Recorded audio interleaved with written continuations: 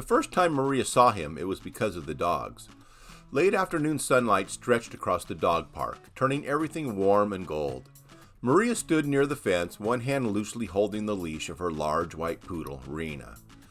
Even standing still, Rena looked elegant, until she spotted another dog and immediately lunged forward in a burst of fluffy enthusiasm. "Rena, wait!" Maria called, already laughing. Too late. Rena bounded straight toward a brindle pit bull mix standing calmly beside a man in a gray Amazon hoodie. "Toro, easy," the man said, steady and calm. Toro held his ground, tail wagging slowly as Rena circled him like a spinning cloud. Maria hurried over. "I'm so sorry. She has no concept of personal space." The man smiled. "It's okay. Toro's used to personalities." As if to prove it, Toro gave Rena a quick sniff and then sat, accepting her presence like a patient older brother. Maria laughed. "She's a lot. I can see that. I'm Maria. Josue." They shook hands. His grip was warm, grounding, and just like that, something began. They started seeing each other almost every day. Not because they planned it, but because they both kept showing up.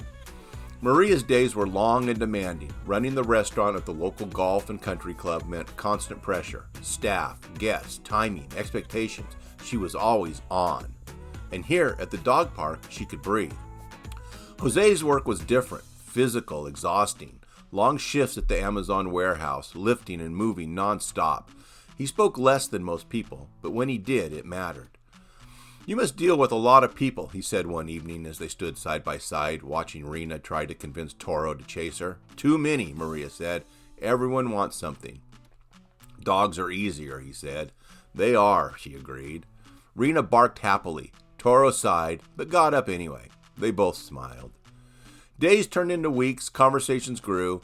They started sitting together instead of standing apart. Then one day Maria brought coffee. "I didn't know what you like," she said. "Black is fine." "Good," she replied. "That's what you're getting."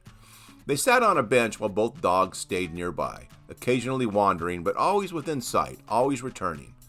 That became their rhythm. They didn't leave the park without each other. They didn't let the dogs out of their sight, and somehow, without saying it, they became part of each other's routine. One evening, Josue said, "You ever think about doing your own restaurant?" Maria let out a small laugh. "All the time, but thinking and doing are two different things." "You already run one," he said, "just not yours." She looked at him surprised. "You really think I could?" "I know you could." It stayed with her. Then one day, he didn't show up.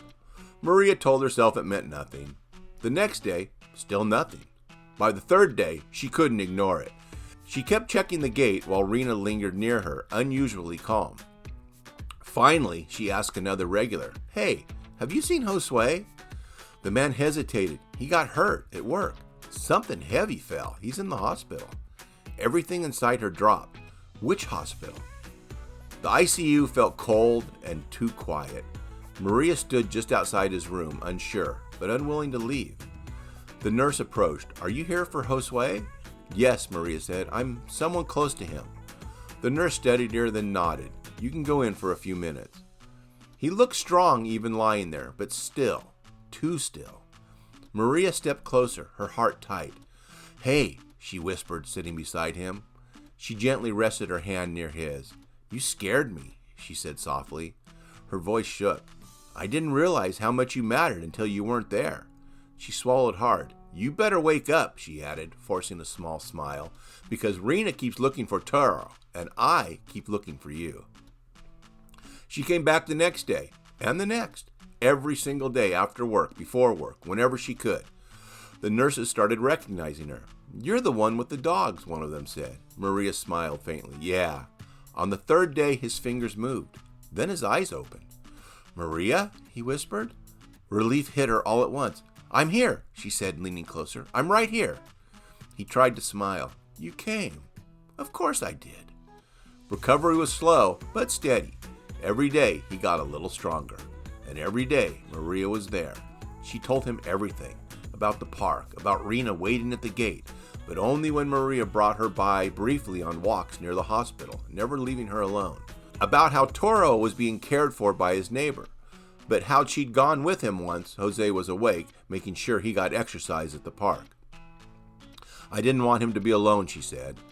Josue looked at her, something deeper in his eyes. You took care of him? And you, she said. Weeks later, he was discharged. The first place they went, together, was the dog park. Together. No one missing, no one waiting alone. Rena spotted them first and ran straight toward them, full speed. Careful, Maria laughed. Toro followed right behind Josue, sticking close like he wasn't letting him out of his sight again. Josue crouched slowly, hugging both dogs. Missed you guys, he said. Then he stood, turning to Maria. There was no hesitation now. I thought about a lot of things in that hospital, he said. She watched him closely. And? You, he said. Mostly you. Her breath caught. I don't want to go back to before, he continued. I want this, with you. Maria smiled, her eyes shining. You already have it. Months later, everything felt different, stronger, more certain. Maria was working on her plans for her own restaurant. Josue helped, building, fixing, supporting. They still went to the dog park, same place, same time, but now they arrived together. They left together. Rena and Toro running side by side, never alone. And one evening, as the sun dipped low, Maria slipped her hand into his. You know, she said softly, this started with two dogs who didn't know each other. Josue smiled. Yeah, he said, and two people who didn't know what they were about to find. She leaned into him. Best thing that ever happened to me. He squeezed her hand. Me too. And this time, nothing was missing. Not the dogs, not the timing, not each other.